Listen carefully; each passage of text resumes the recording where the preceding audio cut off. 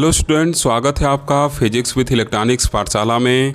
आज के इस वीडियो में हम लोग मॉडर्न फिजिक्स एंड इलेक्ट्रॉनिक्स के पेपर का एनालिसिस करेंगे, जिसका कोड है PHY 203, जो 27 अप्रैल 2024 को दीनदयाल उपाध्याय गोरखपुर यूनिवर्सिटी में कंडक्ट हुआ है। ओके, ये जो पेपर था, ये पेपर एक मॉडरेट पेपर था, न बहुत ज़्यादा इजी था न बहुत ज़्यादा टफ था, एक मॉडरेट लेवल का पेपर था। और साथ साथ ये पेपर उन बच्चों के लिए एक सबक है जो टाइम टेबल आने पर अपना पढ़ाई शुरू करते हैं। लगभग 90% बच्चों का मेंटालिटी ऐसा सेटअप हो गया था कि जब टाइम टेबल निकल जाता था, 10 दिन एग्ज़ाम में रहते थे तो MCQ याद करना शुरू करते थे। तो ऐसे बच्चों के लिए आज का पेपर एक बहुत ही बड़ा सबक है। अब से अगर वो अपने अंदर सुधार कर लेंगे तो आगे ऐसा कोई दिक्कत नहीं होगा। ओके, साथ ही साथ अगर आप मेरे चैनल के MCQ को देखे होंगे तो 25 to 30 MCQ आपका डेफिनेटली करेक्ट होगा, और जो मेरे क्लास के बच्चे हैं उनका तो 40 के आसपास MCQ डेफिनेटली करेक्ट होगा, क्योंकि क्लास में न्यूमेरिकल वगैरह सब कुछ सॉल्व कराया गया था। ओके, तो चलिए अब पेपर को स्टार्ट करते हैं। ओके, ये जो डिस्कस करने जा रहे हैं ये पेपर उन भी यूनिवर्सिटी के बच्चों के लिए इम्पॉर्टेंट है जहाँ पे 4th सेमेस्टर क्या है आपका ऑब्जेक्टिव होने वाला है। ओके, तो चलिए अब पेपर को स्टार्ट करते हैं। देखिए, सबसे पहला क्वेश्चन क्या करा कि the Compton wavelength lambda C is. Compton wavelength lambda C के बारे में पूछ रहा है। 4 ऑप्शन दिया गया है। ठीक, तो देखिए इसका क्या होगा, जो ऑप्शन नंबर डी होगा वो क्या होगा, करेक्ट होगा। ये क्या हो सकता है, एक्सीड भी कर सकता है, लेस भी हो सकता है और इक्वल भी हो सकता है। किसके, जो वेवलेंथ आ रही है किसका, इनकमिंग फोटॉन का। ओके, तो इसका ऑप्शन नंबर डी जो होगा वो क्या होगा, करेक्ट होगा। अब देखिए सेकंड क्वेश्चन क्या करा कि which of the following quantities is Lorentz invariant. करा कि इसमें से जो 4 क्वांटिटी दी गई हैं इसमें से कौन सा लॉरेंज इनवेरिएंट है। ठीक, तो देखिए एक लॉरेंज इनवेरिएंट क्वांटिटी जो होता है आप पढ़े होंगे, m0c² होता है। m0 क्या है, रेस्ट मास है। ठीक, और दूसरा क्या होता है, ये जो ऑप्शन नंबर ए है इसको भी माना जा सकता है। ठीक, अगर ये कहीं ऑप्शन में देता तो हम लोग उसको करेक्ट मान लेते। Okay, clear. तो ए को हम लोग क्या करेंगे, यहाँ पे करेक्ट मानेंगे। ठीक, अब देखिए थर्ड क्वेश्चन क्या करा कि the first postulate of special relativity deals with which of the following. ठीक, तो इसमें से क्या होगा, जो थर्ड नंबर क्वेश्चन है इसका ऑप्शन नंबर बी जो होगा वो क्या होगा, करेक्ट होगा। स्पीड ऑफ लाइट के साथ क्या होता है, वो डील होता है। ठीक, ये एक्सीलरेटेड फ्रेम लिखने की वजह से ये जो ए नंबर ऑप्शन है ये करेक्ट नहीं होगा, बी वाला जो होगा वो क्या होगा, करेक्ट होगा। क्लियर। अब देखिए फोर्थ नंबर क्वेश्चन क्या कर रहा है। ठीक, देखिए ये चीज़ मैं और क्लियर कर देना चाहता हूँ। अभी कुछ बच्चे कमेंट करेंगे इसका ये सही होगा उसका वो सही होगा। ठीक, आप कमेंट करिए, मैं कमेंट के लिए नहीं रोक रहा हूँ, लेकिन बुक से अगर क्वेश्चन मिलता है तभी कमेंट करिएगा। नेट के आंसर का मैं भरोसा नहीं करता हूँ। क्लियर। अगर बुक में आप कहीं देख रहे होंगे कि उसका आंसर ये दिया है इस क्वेश्चन का, तो आप कमेंट करिएगा, मैं उसको देखूंगा, सुधार करूंगा। आप बता दीजिएगा कि किस बुक में किस पेज पे है, मैं उसको देख के सही कर लूँगा। ठीक, लेकिन नेट से चेक करके आंसर को कमेंट मत करिएगा। ओके, अब देखिए फोर्थ क्वेश्चन क्या करा कि with regard to a black body the average energy per standing wave is. तो चौथा नंबर क्वेश्चन का क्या होगा, जो ए नंबर ऑप्शन होगा वो क्या होगा आपका, करेक्ट होगा। फोर्थ नंबर क्वेश्चन का ए नंबर ऑप्शन करेक्ट होगा। ठीक, ये सब फार्मूला डायरेक्ट बुक में आप देखे होंगे। अब देखिए यहाँ पे फिफ्थ नंबर क्वेश्चन क्या कर रहा है कि in contest of time dilation as per Einstein theory. ठीक, तो इसका क्या हो जाएगा, जो सी नंबर ऑप्शन है वो क्या होगा, करेक्ट होगा। ओके, 6 नंबर क्वेश्चन देखिए क्या कर रहा है। 6 नंबर क्वेश्चन कर रहा है कि the de Broglie wavelength of a particle is. कह रहा है कि जो डी ब्रागली वेवलेंथ होता है पार्टिकल का वो क्या होता है, तो क्या करता है, मोमेंटम पे डिपेंड करता है। लैम्डा इक्वल टू h/p वगैरह होता है, आपको पता ही है। तो डिपेंडेंट ऑन मोमेंटम वाला ऑप्शन क्या करेंगे, सही लगा देंगे।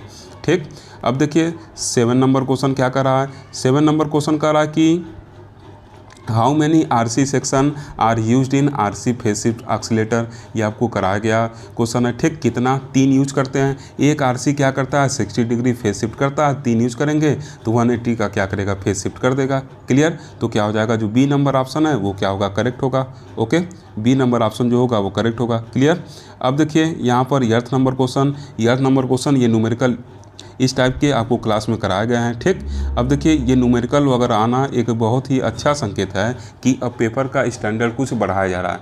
अब तक जो पेपर था एकदम लोअर स्टैंडर्ड था, बच्चे 2 दिन पहले MCQ रट लेते थे, पास हो जाते थे, लेकिन ये सब क्वेश्चन आ रहा है, ये बहुत ही अच्छा बात है।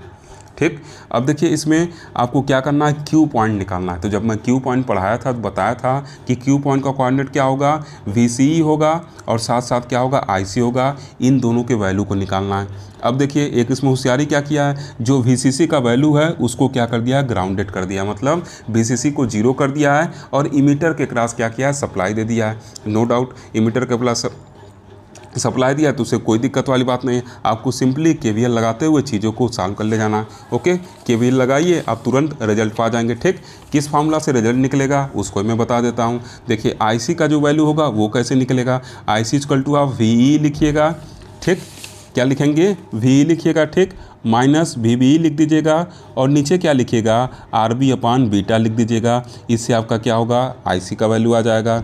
ठीक, क्लियर। अब जब IC का वैल्यू आ जाएगा तो VCE का वैल्यू आपको आसानी से मिल जाएगा। कैसे मिलेगा, VCE इक्वल टू क्या हो जाएगा, VCE इक्वल टू आपका VEE माइनस ICRC होगा। ठीक, देखिए RC का भी वैल्यू दिया है, RB का वैल्यू दिया है, बीटा भी दिया है, RB भी दिया है, VEE भी दिया है और VBE भी दिया है। सबको पुट करके आप सॉल्व करिएगा। मैं इसको सॉल्व किया हूँ तो जो ऑप्शन नंबर A है वो करेक्ट आया, एग्जैक्ट यही ऑप्शन ही आया। ठीक, तो A नंबर ऑप्शन जो होगा वो क्या होगा, करेक्ट होगा। ठीक, अब देखिए 9 नंबर क्वेश्चन क्या कर रहा है, 9 नंबर क्वेश्चन कर रहा है कि if biasing is not done in amplifier circuit it results in.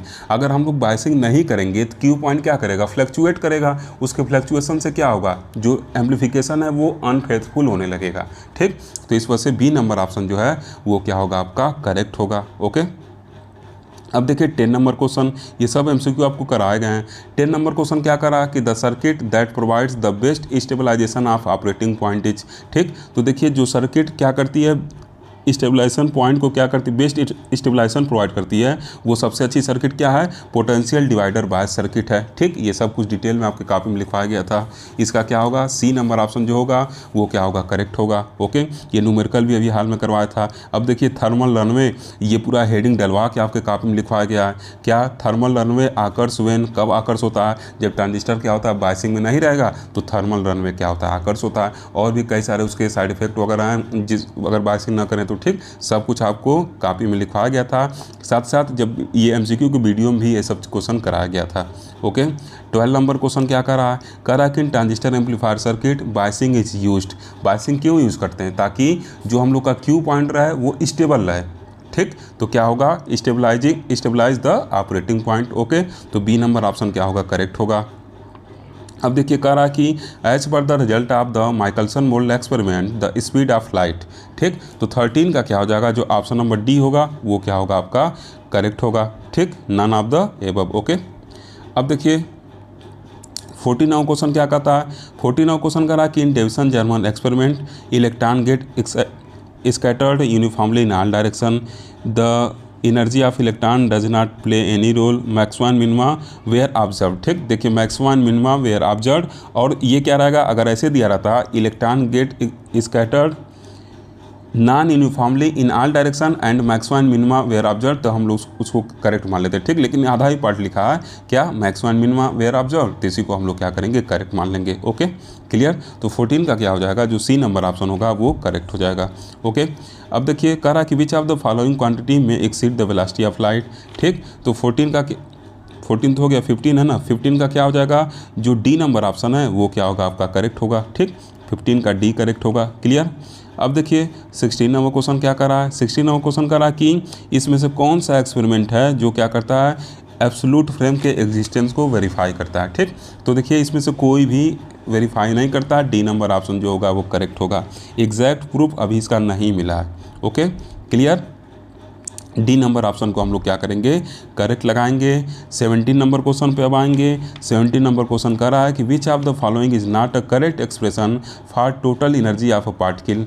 कह रहा कि जो दिया गया है ये ऑप्शन, इसमें से कौन सा करेक्ट एक्सप्रेशन नहीं है टोटल एनर्जी ऑफ पार्टिकल के लिए। ठीक, तो 17 का देखिए क्या होगा, 17 नंबर क्वेश्चन का D नंबर ऑप्शन जो होगा वो क्या होगा, करेक्ट होगा। क्लियर। D नंबर ऑप्शन जो होगा वो क्या होगा, आपका करेक्ट होगा। ठीक, अगर यहाँ यम ना लिख देता तो हम लोग क्या करते, D को भी सही मान लेते। अब देखिए 18 क्या कर रहा है, कह रहा कि in base resistor method if the value of beta changes 50 then the collector current will changes by. कोई दिक्कत नहीं। IC इक्वल टू क्या होगा, बीटा टाइम्स आई बी होगा। तो अगर देखिए बीटा क्या हो रहा है, चेंज हो रहा है 50 वैल्यू से, तो क्या होगा, आई सी जो होगा वो भी क्या करेगा, उसी फैक्टर से चेंज होगा। तो क्या होगा, बी नंबर ऑप्शन करेक्ट होगा। अब क्या इससे आसान न्यूमेरिकल दिया जा सकता है? छोटे बच्चे नहीं ना आप लोग। अब देखिए 99 क्वेश्चन, बताइए, ये सब कुछ आपके कॉपी में पड़ा हुआ है, एमसीक्यू भी करवाए हैं। करा कि the value of stability factor for a base register bias is, ठीक। 19 नंबर क्वेश्चन क्या कर रहा है, 19 का जो सी नंबर ऑप्शन होगा वो क्या होगा, करेक्ट होगा। बीटा प्लस 1 के क्या होता है, बराबर होता है। ओके, अब आते हैं 20 नंबर क्वेश्चन पे, ठीक। कह रहा है 29 क्वेश्चन की सिलिकॉन ट्रांजिस्टर बीटा दिया है to be operated as common emitter amplifier, बहुत सही। With base resistor method of biasing, बिल्कुल सही। The transistor operate at signal collector current I C equal to 1 milli ampere, very good. V C equal to 4 volt, okay. The load resistance in the collector circuit is 2 kilo ohm, very good. Find the value of R V for silicon, ठीक। देखिए जो आप base register बायस method किए हैं उसमें आपको formula मिला होगा, उसी फार्मूले के बिहाफ पर क्या करना है, यहाँ वैल्यू निकालना है, ठीक। बी सी क्या दिया है, आर बी, देखिए मैं फार्मूला यहाँ लिख दे रहा हूँ, इससे आप कैलकुलेट कर लीजिएगा। केवीएल लगा के फार्मूला लिखा जाता है, ठीक। सब कुछ आपके कॉपी में पूरा डिराइव करके एक चीज़ लिखवाया गया है, ठीक। ये फार्मूला देखिएगा, इससे आपका आंसर आ जाएगा, ठीक। अब देखिए यहाँ पर हम लोग को आई बी का वैल्यू नहीं दिया है, तो सबसे पहले हम लोग को इसके लिए आई बी का वैल्यू क्या करना होगा, निकालना होगा। तो आई बी का वैल्यू कैसे निकालेंगे, तो इसमें बीटा दिया है और आई सी दिया है, तो उसकी हेल्प से क्या करेंगे, आई बी का वैल्यू निकाल लेंगे, क्लियर। अब फिर देखिए क्या है, वी सी दिया है, ठीक। तो वी सी दिया तो उसकी हेल्प से क्या करेंगे, वी सी सी की वैल्यू निकाल लेंगे। कैसे, V C C equal to क्या हो जाएगा, V C C equal to क्या होता है, V C minus I C R C होता है, तो इसकी हेल्प से वी सी सी का वैल्यू निकाल लीजिएगा। वी बी जो है वो आपका दिया है, क्लियर इतना चीज़। Collector circuit resistance R C का वैल्यू देखिए दिया है, सब कुछ पुट करके जब आप सॉल्व करेंगे तो जो आर बी आएगा, मैं बता रहा हूँ, मैं सॉल्व किया हूँ, 530 किलो ओम आएगा, ओके। 530 किलो ओम आएगा, क्लियर। बहुत ही आसान है, put the value get the result वाला क्वेश्चन है ये सब। अब ऐसे क्वेश्चन नहीं पूछे जाएंगे तो फिर क्या पूछा जाएगा। अब 21 नंबर क्वेश्चन क्या कर रहा है, कह रहा है कि the maximum efficiency of transformer coupled class A power amplifier is. Generally क्या होता था, 25% होता था, जब हम लोग ट्रांसफार्मर कपल्ड यूज़ करते हैं तो 50% हो जाता है। ये एमसीक्यू भी कराया हूँ, ये क्लास में बताया हूँ कैसे 50 होता है, उसका फार्मूला भी निकलवाया हूँ। ये सब कुछ आपके कॉपी में पड़ा हुआ है। ए नंबर ऑप्शन जो होगा वो क्या होगा, करेक्ट होगा, ओके।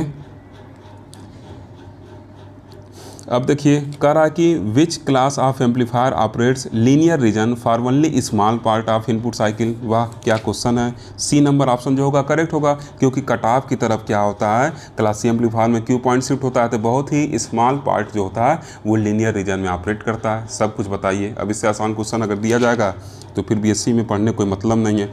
23 नंबर क्वेश्चन ये आपके लिए गिफ्ट है। कह रहा है कि 3 amplifier stage each with gain 20 are cascade the overall voltage gain. इसके ऊपर एमसीक्यू भी कराया हूँ, क्लास में इसका फॉर्मूला लिखवाया हूँ और बताया भी गया है कैसे इसको निकाला जाएगा। देखिए कैस्केडिंग कर रहे हैं, तो कैस्केडिंग करेंगे तो जो ओवरऑल वोल्टेज गेन होता है वो क्या होता है, AV1 AV2 AV3 के मल्टीप्लिकेशन के क्या होगा, बराबर होगा। अगर एक और रहता तो उसका भी इसमें प्रोडक्ट कर देते, ठीक। अब देखिए क्या कर रहा है, सबका जो गेन है वो क्या है, 20 है, तो 20 × 20 × 20 तो क्या हो जाएगा, 6000, ओके। तो क्या हो जाएगा आपका 6000 हो जाएगा, मतलब सी नंबर ऑप्शन करेक्ट हो जाएगा। बताइए अगर इससे आसान एमसीक्यू कोई हो सकता हो तो मैसेज करके बताइएगा, ठीक। तो ये क्या हो जाएगा, 23 का जो सी नंबर ऑप्शन है वो करेक्ट हो जाएगा, ठीक। जिसका ये पेपर ख़राब हुआ होगा वो उसका मेरा बात बुरा लग रहा होगा, लेकिन ख़राब इसी वजह से हुआ है कि आप लोग टाइम टेबल आने पर पढ़ाई शुरू करते हैं, बाकी के सेमेस्टर पूरा मौज मस्ती करते हैं, बस यही एक रीज़न है। अगर थ्योरी पर आपका कमांड रहेगा ना तो कहीं से एमसीक्यू लाया जाए खराब हो ही नहीं सकता। अब देखिए 24 नंबर क्वेश्चन क्या कर रहा है, कह रहा है कि the work function of lithium is 2.5 electron volt, the maximum wavelength of light that can cause the photo electric effect in lithium. क्या होगा, कितना आसान क्वेश्चन है। देखिए इसमें डायरेक्ट आपको करना क्या था, डायरेक्ट इसमें आपको 80/, और जो ये वैल्यू है उसको ला के पुट करके सॉल्व कर देना था, ठीक। ये डी नंबर ऑप्शन जो होगा वो क्या आएगा, करेक्ट आएगा। 24 का डी नंबर ऑप्शन जो होगा वो क्या होगा, करेक्ट आएगा, ठीक। इससे आसान क्वेश्चन नहीं हो सकता है, एमसीक्यू में करवाया हुई वीडियो में, ठीक। अब देखिए 25 नंबर क्वेश्चन क्या करा कि calculate de Broglie of an electron which has been accelerated from rest and application of potential of 400 volt. कितना कठिन क्वेश्चन है, नहीं कितना कठिन क्वेश्चन लग रहा है ना। इससे आसान क्वेश्चन दुनिया का हो ही नहीं सकता है। ये क्या करना था, इसमें इंटर में जो फार्मूला याद किए थे, क्या याद किए थे, 12.27 अपान अंडर रूट भी इसी में ला के पुट कर देना था। अब पुट करके जब सॉल्व करते तो 25 का जो ऑप्शन नंबर ए है वो आपका करेक्ट आ जाता। ठीक, इससे आसान क्वेश्चन नहीं हो सकता। अब देखिए 26 नंबर क्वेश्चन बेवकूफ़ बनाया है, कह रहा कि the unit of absorptive power is, एकदम बेवकूफ़ बनाया है। डी नंबर ऑप्शन जो होगा वो करेक्ट होगा। ठीक, 27 देखिए क्या कर रहा है, two particle approaches each other with speed of 0.8 c with respect to laboratory their relative speed is. इसको आसानी से आप सॉल्व कर लेंगे। फार्मूला ऐसे कुछ आपके सर लोग पढ़ाए होंगे, यू इक्वल टू ऐसे एक ये U dash plus B upon ऐसे करके होगा, नीचे U dash plus B upon C square करके उसी में बस वैल्यू पुट करके सॉल्व करना था। और जब वैल्यू पुट करके सॉल्व करेंगे तो 27 नंबर क्वेश्चन का जो ऑप्शन नंबर बी है वो क्या होगा, करेक्ट आएगा। ओके, तो आगे बढ़ रहे हैं। 28 क्या कर रहा है कि the relativity of simultaneously concern events that occurs. ठीक, 28 का देखिए क्या होगा, जो ऑप्शन नंबर ए होगा वो क्या होगा, आपका करेक्ट होगा। 29 चलते हैं। 29 कह रहा कि in which event does a photon lose all of its energy. Photon अपनी एनर्जी कब लूज़ करेगा, फोटो इलेक्ट्रिक इफेक्ट में, नहीं पूरा तो नहीं लूज़ करेगा इसमें। कॉम्पटन में पूरा लूज़ नहीं करता। थॉमसन में फोटोन का कहीं कॉन्सेप्ट नहीं हो, तो इलेक्ट्रॉन के लिए है, तो नन ऑफ द एबव वाला ऑप्शन क्या होगा, करेक्ट होगा। ठीक, फोटोन अपनी पूरा एनर्जी कब लूज़ करता है, जब पेयर प्रोडक्शन वगैरह होता है या एनिहिलेशन वगैरह होता है तो उसमें फोटोन की पूरी एनर्जी लूज़ होती है। ठीक, ये फोटो इलेक्ट्रिक इफेक्ट या कॉम्पटन इफेक्ट में पूरा एनर्जी लूज़ नहीं करता है वो। ठीक, अब देखिए 13 क्वेश्चन कर रहा है कि which of the following expression may equal 1 note that the symbol, चलिए सिंबल अपना मतलब रखते रहें। कह रहा है कि इसमें से कौन सा एक्सप्रेशन है जो क्या करेगा, 1 रखेगा। सी वाला क्या होगा, 1 होगा। और जैसे ही 1 रखेगा इसको तुरंत हम लोग नॉर्मलाइज वेव फंक्शन कर देंगे, जो होता क्या है, -infinite to infinite psi star, Sai Baba के ऊपर स्टार है, फिर साई बाबा बिना स्टार के हैं, और फिर क्या होता है, dx होता है इज इक्वल टू क्या होता है, 1 होता है। ठीक, इसी को हम लोग साई स्टार को क्या करते हैं, माड साई का स्क्वायर करके लिखते हैं। इसी को नॉर्मलाइज वेव फंक्शन कहते हैं। जब ये 0 हो जाएगा तो इसी को ऑर्थोगोनल वेव फंक्शन कह दिया जाता है। ओके, अब जब एक डेफिनेट क्वांटिटी रखेगा तो इसी को ऑर्थोनॉर्मल वेव फंक्शन कह देते हैं। क्यों ऐसा कह रहे हैं, आगे भी आया है ऑर्थोनॉर्मल वेव फंक्शन। ओके, तो आगे भी मिलेगा हम लोग से। अब देखिए तो इसका क्या होगा, सी करेक्ट होगा। ठीक, अब देखिए 31 क्या कर रहा है, कह रहा कि as per the postulate of special relativity the speed of light in an inertial frame depends upon. ठीक, तो 31 का क्या होगा, ऑप्शन नंबर डी जो होगा वो क्या होगा, करेक्ट होगा। 32 पे चलते हैं। 32 क्या कर रहा है कि the photon and electron have identical momentum. Identical momentum रख रहे हैं तो क्या होगा, चलिए बताइए। तो 38 का क्या होगा, जो ए नंबर ऑप्शन होगा वो क्या होगा, आपका करेक्ट होगा। क्यों ऐसा कर रहे हैं, क्योंकि अभी आप पढ़े हैं इज इक्वल टू क्या होता है, under root P square C square, फिर क्या होता है plus M square C to the power 4 होता है। अब फोटोन का बताइए कौन, फोटोन का मास होगा नहीं, इलेक्ट्रॉन का कुछ मास होगा, तो इलेक्ट्रॉन का मास होगा तो क्या होगा, 10 के पावर -31 ऑर्डर का होता है। तो इसका मतलब जो इलेक्ट्रॉन का एनर्जी होगा वो क्या होगा, फोटोन से कम होगा। ठीक, क्लियर, मोमेंटम तो दोनों का सेम ही है, क्लियर ना, बात समझ में आ रहा है ना। तो इस वजह से क्या हो जाएगा, जो ऑप्शन नंबर ए है वो क्या होगा, करेक्ट होगा। इलेक्ट्रॉन जो होगा लेस एनर्जी रखेगा than photon. Yes, very good, आगे बढ़ते हैं। 33 क्या कर रहा है, 33 देखिए 33 कर रहा है कि in graph of spectral density versus frequency concerning black body radiation as per Planck. ठीक, तो 33 का डायरेक्ट मैं ऑप्शन टिक लगा रहा हूँ, क्या होगा, नन ऑफ द एबव वाला ऑप्शन करेक्ट होगा। आगे बढ़ते हैं। क्वेश्चन मिला एक और अच्छा क्वांटम मैकेनिक्स का, क्या कर रहा है कि if psi and phi are two orthonormal wave function, अभी देखिए ऊपर चर्चा किए थे, तो कह रहा है कि देन -b टू बी माड साई माड फाई dx इक्वल टू। ठीक, तो ये क्या रखता है, डेफिनेट वैल्यू रखेगा। जब ऑर्थोनॉर्मल रहता है तो इसको एक डेफिनेट वैल्यू रखना होगा, उसी को सम फाइनाइट वैल्यू कहा जा रहा है। ठीक, क्लियर, वो क्या होता है, क्रॉनिकल डेल्टा के बराबर IJ के ऐसे करके कुछ वहाँ पे जब आगे पढ़ेंगे ना 5वें सेशन में तो आपको ये फार्मूला मिलेगा वहाँ पे। यही जब 0 के बराबर होगा ऑर्थोगोनल कहेंगे, 1 के बराबर होगा नॉर्मल कहेंगे, और ऑर्थोनॉर्मल कब कहेंगे, जब एक डेफिनेट वैल्यू रखे, मतलब कुछ फाइनाइट वैल्यू रखे जो क्रॉनिकल डेल्टा के टर्म में लिखा जाता है। ओके, तो क्या हो जाएगा, जो आपका डी नंबर ऑप्शन है वो क्या होगा, करेक्ट होगा। ओके, 35 देखिए गिफ्ट है, इससे अच्छा गिफ्ट क्या हो सकता है। करा कि amplifier the voltage gain is 25, power gain is 2500, current will be, वाह क्या पूछा है, पावर इजकल टू क्या होता है भाई, वोल्टेज इंटू करंट होता है, तो पावर गेन इजकल टू क्या होगा, voltage gain into current gain होगा कि नहीं होगा, बोलिए। अब पावर गेन दिया 2500, अब वोल्टेज गेन दिया 25 को नीचे भेज दीजिए, 2500 को काट देगा, 100 आपको ला के करंट गेन दे देगा। तो 35 का कौन सा सही होगा, सी नंबर ऑप्शन सही होगा। बताइए, ये तो बच्चों वाला क्वेश्चन है। 36 क्या करा, इन transformer coupled amplifier the low frequency response is basically determined by, ये बताइए क्लास में बनवाया गया, आपको बताया गया था कि जो प्राइमरी कॉइल का रिएक्टेंस वगैरह है, इंडक्टेंस वगैरह है, उसके वजह से क्या होता है, लो फ्रीक्वेंसी वाला रिस्पांस वगैरह कुछ वैसा आता था। ये आपके कॉपी में ऐसे बनवाया गया है। ए नंबर ऑप्शन जो होगा वो क्या होगा, 36 का करेक्ट होगा। क्लियर, रीजन लिखवा गया लो फ्रीक्वेंसी से हाई फ्रीक्वेंसी वाला, सब कॉपी खोल के देखिए। 37 क्या कर रहा है, the effect of positive feedback, positive feedback का इफेक्ट क्या होगा, opposite to that of negative feedback. Okay, अब कई लोग सोचेंगे बी वाला हम लोग नहीं कर सकते, डिपेंड करेगा कौन सा केस है, केस के अकॉर्डिंग नेगेटिव बेटर होगा, किसी दूसरे केस के अकॉर्डिंग पॉजिटिव बेटर होगा। ठीक, तो इस वजह से हम लोग ए को करेक्ट मानेंगे। ठीक, अब देखिए ये रिजल्ट इन गेन स्टेबिलिटी को पॉजिटिव फीडबैक क्या करेगा, कम करेगा, और साथ साथ एम्पलीफायर गेन को रिड्यूस नहीं करता, बढ़ाता है। ठीक, क्लियर, क्योंकि इसमें नीचे माइनस आता है ना, तो इसलिए ए को क्या करेंगे, करेक्ट मानेंगे। 38 क्या कर रहा है, positive feedback is used in, positive feedback किस में यूज होता है, थोड़ा बता दीजिए। तो जो पॉजिटिव फीडबैक हम लोग का वो किस में यूज किया जाता है, ऑक्सीलेटर में यूज होता है। ओके, तो ये क्या हो जाएगा, जो बी नंबर ऑप्शन है वो क्या हो जाएगा, आपका करेक्ट हो जाएगा। ठीक, क्लियर। अब देखिए 39 नंबर क्वेश्चन, वाह क्या क्वेश्चन है, फ्रीक्वेंसी का आपको पूरा लिखवाया गया है वैल्यू, इसमें क्या होगा, आर और सी जो होता है वही होता है, क्या क्वेश्चन पढ़ें। अब देखिए 40 क्या कर रहा है कि, चलिए इसको थोड़ा पढ़ देते हैं। The voltage gain of certain amplifier without feedback is 400, बड़ा कठिन क्वेश्चन है। If the feedback ratio beta is 0.1 find the voltage gain of amplifier with negative feedback, वाह क्या क्वेश्चन है। ये सब क्वेश्चन आपके एमसीक्यू वीडियो में भी करवाया गया है। अब मैं पेपर तो बनाता नहीं क्योंकि सेम डिजिट वही आ जाएगा, डिजिट तो बदल ही का आएगा ना। यहाँ देखिए क्या हो जाएगा, ए का वैल्यू दिया है वो क्या है 400, बीटा का वैल्यू दिया है वो क्या है 0.1, अब नेगेटिव फीडबैक का पूछ रहा कितना गेन होगा, तो गेन विथ फीडबैक जो होगा ए एफ वो क्या होगा, ए अपॉन नेगेटिव फीडबैक है तो यहाँ ए प्लस ए बीटा के क्या होगा, बराबर होगा।